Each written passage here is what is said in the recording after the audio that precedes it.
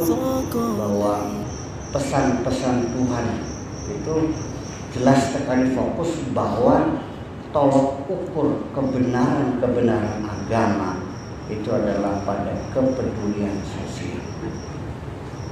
Saya ingin mengatakan begini, orang mengatakannya kita kan Islam, opositnya Islam apa? Pikirannya kafir, bukan. Opositnya kafir itu iman adalah kafir. Kalau Islam ya tidak. Kalau Islam itu adalah dengan kekufuran, dengan ijram, yang namanya al-mujrimun, artinya orang yang memutuskan hubungan dengan Tuhan, tidak peduli dengan masyarakatnya, tidak peduli dengan keadilan, itu disebut dengan orang-orang yang kafir itu.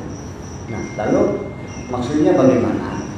Bahwa Islam sendiri tidak akan menarik ketika sekalipun orang mengatakan Islam itu salihun fil kulli zaman wa makan.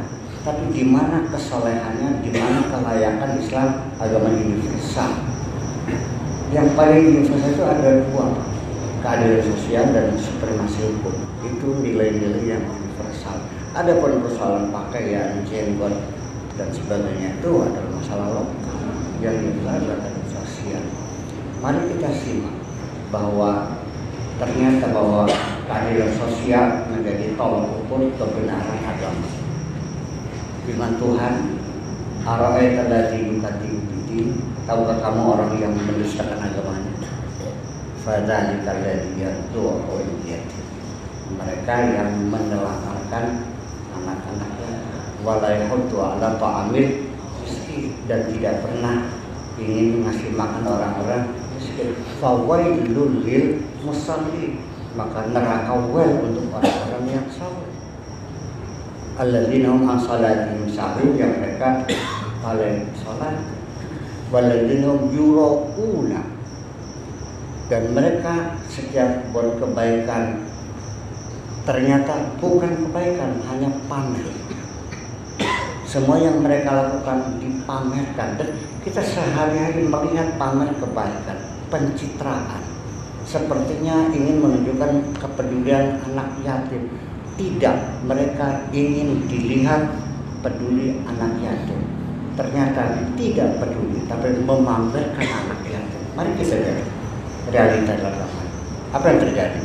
Saat ini anak yatim sudah naik panggung kan, akan dipertontonkan penderitaan itu kan. Dan berapa kali mereka dikasih makan? Memangnya setahun sekali makannya? Dikasih bungkusan. Ada orang bagi zakat ngantri saat itu kan ada yang mati. Sebetulnya apa itu sudah menunjukkan kepedulian? Yura'una, mereka pamer kami peduli, nyatanya tidak peduli. Wa yamna'una mau, dan mereka tidak pernah sungguh-sungguh memberikan makan untuk mereka. Hanya pamer saja, menunjukkan kami peduli. Memangnya anak yatim makannya setahun sekali, cukup dari satu bungkus itu setiap harinya. Jadi kalau kita masih membiarkan ada masyarakat yang termarginalkan, anak yatim yang tidak sekolah, orang sakit yang tidak bisa berobat, orang bodoh yang tidak bisa belajar, orang lapar tidak bisa makan, percayalah Allah mengatakan kita berdusta dengan beragama. Ini pesan. Jadi ini pesan moral kita. Jadi yuk, pengen masuk surga enggak? Ada cara yang paling efektif. Buktikan kepedulian kita kepada mereka yang termarginalkan itu. Pengusaha-pengusaha kecil yang tidak mampu mendapatkan pinjaman dari bank, nggak punya jaminan. Betulnya nggak banyak kok. Kalaupun rugi paling 1 juta 2 juta daripada uang ini korupsi triliun-triliun itu. Bayangkan kalau 7 triliun di Cirebon, yang mungkin tukang beca, mereka bisa makan semua kok. Mungkin 3 wilayah Cirebon, Indramayu, Majalengka, Kuningan dan sebagainya. Nah, saya kira hal-hal yang semacam itulah, maka saya anak sendiri ayat-ayat Al-Quran yang begitu gamblang sekali, bahkan ancaman keras orang-orang yang memakan harta anak yatim, innama ya'kuluna fi butunihim nar. orang-orang yang makan yatim itu mereka sebetulnya adalah makan api dalam perut mereka. Begitu keras sekali. Jadi artinya bahwa begini, ini ayat itu kok di sini saya mengatakan bahwa memang Al-Quran itu multidimensi. Kadang-kadang satu ayat bisa dilihat maknanya bermacam-macam. Ini satu pengalaman saya. Satu ketika multidimensi itu seperti ini, multi interpretasi. Saya menemukan satu bentuk sajak tulisan seorang penyair dari India, Kalidasa, yang maknanya seperti ini. Berbahagialah orang itu yang menantang hari esok. Wahai hari esok, silakan berbuat sesukamu, karena hari ini adalah hariku dan telah kuselesaikan dengan sempurna. Ini kalimat ini indah. Saya pasang ketika saya di Libya waktu itu. Saya pasang di kamar di asrama. Setiap malam saya baca terinspirasi ada sesuatu makna yang baru. Dibaca lagi ada yang baru lagi. Jadi itulah makanya tidak aneh ketika umat Islam melihat Al-Quran kok berbeda-beda. Ada yang fokus kepada ibadah ritual, ada yang kemudian sosial, dan ini jarang sekali. Kebanyakan sebenarnya terjebak pada agama-agama ritual semuanya. Ya, selain mulai dengan ritual itu yang lebih besar-besarkan. Kepedulian sosial yang menjadi inti agama terlupakan sama sekali. Nah, itulah yang menjadi persoalan. Maka seperti terakhir saya kasih contoh aja, bisa menjadi beda penafsiran karena kita melihat dari sisi yang berbeda. Umpamanya surat yang biasa kita baca sehari-hari, Mu'awwidzatain ya, Qul a'udzu birabbil falaq. Katakanlah aku berlindung kepada Tuhan semesta alam ini. Qul a'udzu birabbil falaq min syarri ma khalaq, dari kejahatan makhluk Allah, yang Allah. Terus min syarri qul a'udzu birabbil falaq min syarri ma khalaq wa min syarri ghasiqin idza waqab, dari kejahatan ketika malam telah kelak.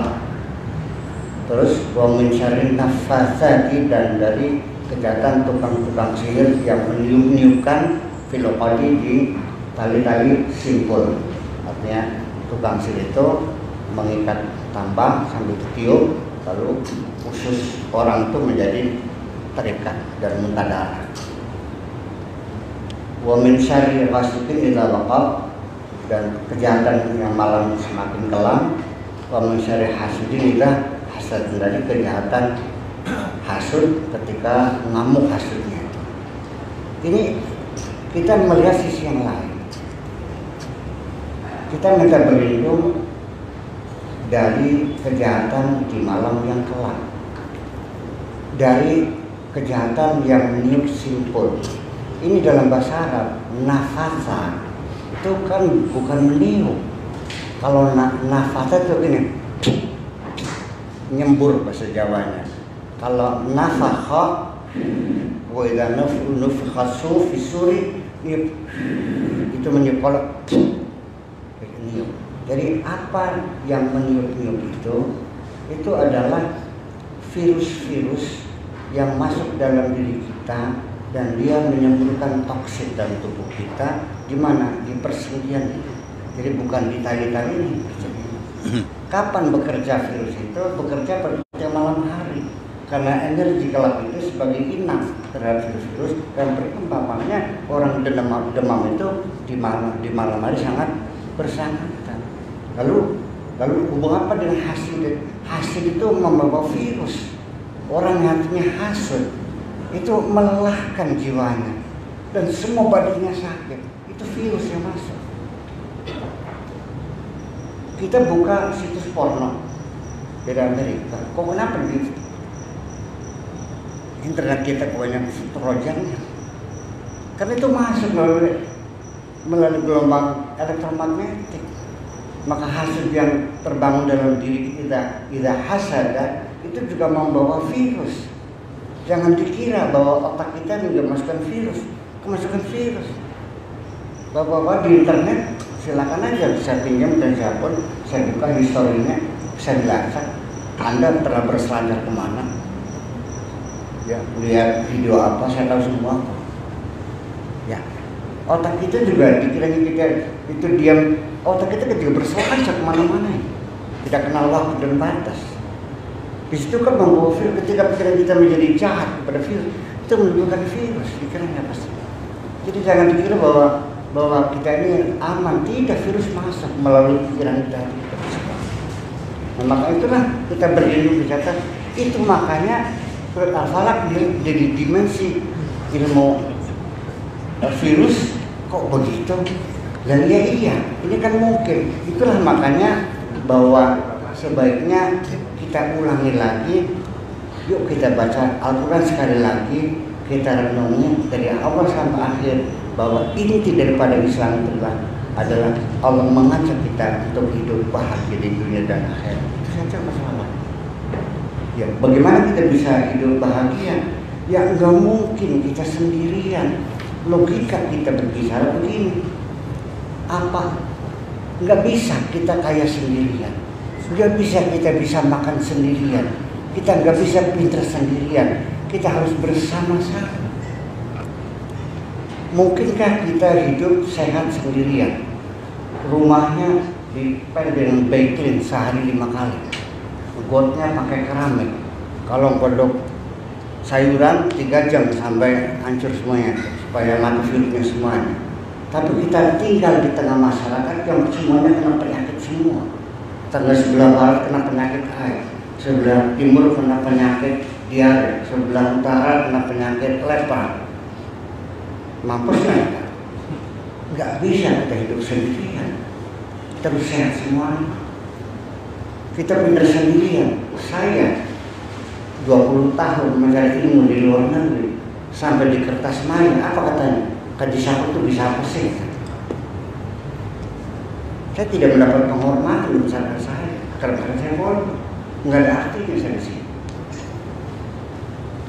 Mungkin nggak kita bisa makmur kaya raya. Rumahnya 30 miliar harganya. Kalau malam bagian menikah hari, tiap hari masakan mewah di tengah-tengah masyarakat yang kelaparan. Dirampok nggak kira-kira? Oleh karena itu, jangan biarkan mereka selamanya termarginalkan. Dan ini bukan hanya mengancam kita, tapi mengancam bukan pribadi, tapi mengancam kedaulatan negara ini.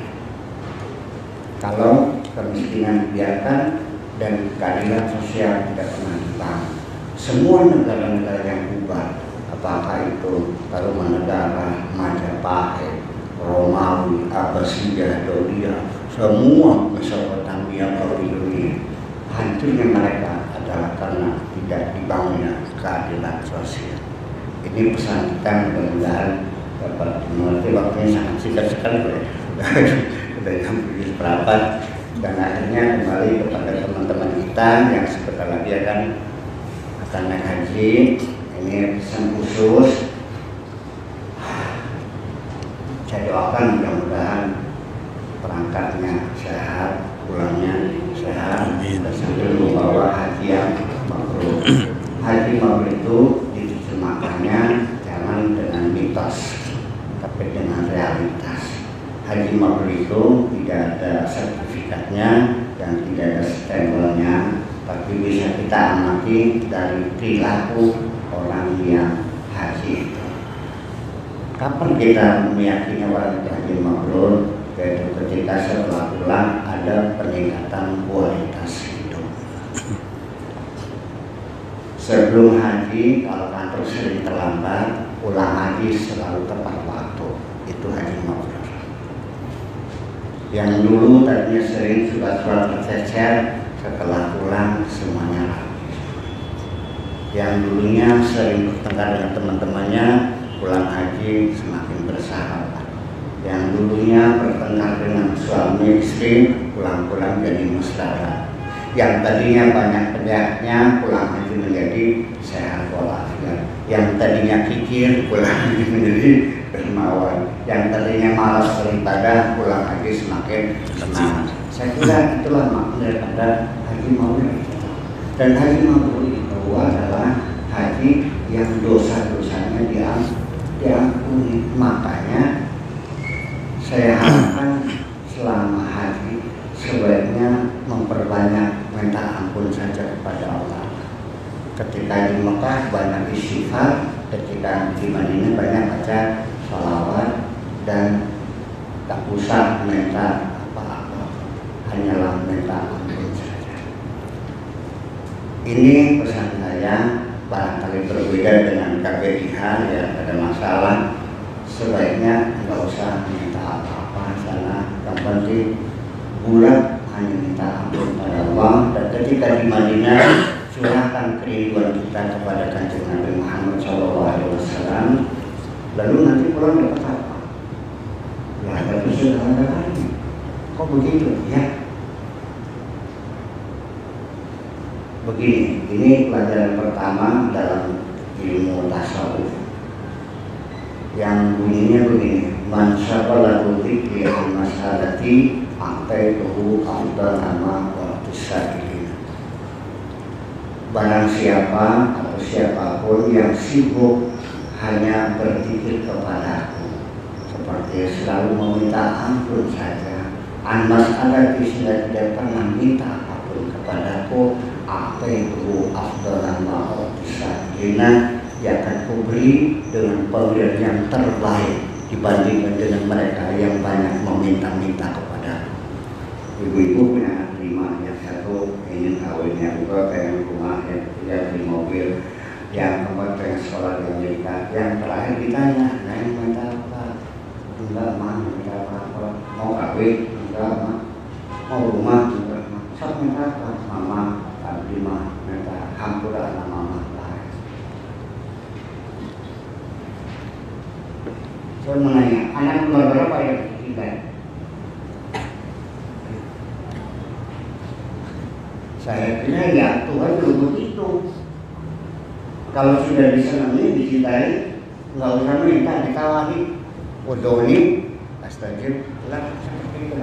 Jadi kenapa sebenarnya itu mumpung di Mekah akan termasuk kondisi yang kita tidak tahu. Saya juga pernah mengalaminya. Kok kenapa begitu masuk Mekah dari apa? Kok saya menjadi terharu begitu ya. Mumpung kita lagi menetikan air mata yang sejati. Itulah momentum yang paling terbaik untuk meminta ampun kepada Allah Subhanahu wa Ta'ala. Sebab kalau di sini mah susah nangis. Percaya. Saya bersumpah ya, belum pernah di sini ada orang sholat sambil nangis. Betul nggak? Yang ada air mata buaya semua. Iya, jadi mumpung lagi nangisnya beneran, minta ampun. Kira-kira pulang di sana semua dosa kita diampuni oleh Allah Subhanahu wa Ta'ala. Itu saja mungkin yang bisa saya sampaikan. Allahumma ja'al hajjal mabrura wa sa'yahu sa'yun mashkura wa 'audatahu ma'udatan maimunah. Rabbana atina fid dunya hasanah wa fil akhirati hasanah benar. Sallallahu alaihi Muhammadin wa ala alihi wa sahabatihi ajma'in. Subhana rabbika rabbil izzati amma yasifun wa salamun alal mursalin walhamdulillahi rabbil alamin. Assalamualaikum warahmatullahi wabarakatuh.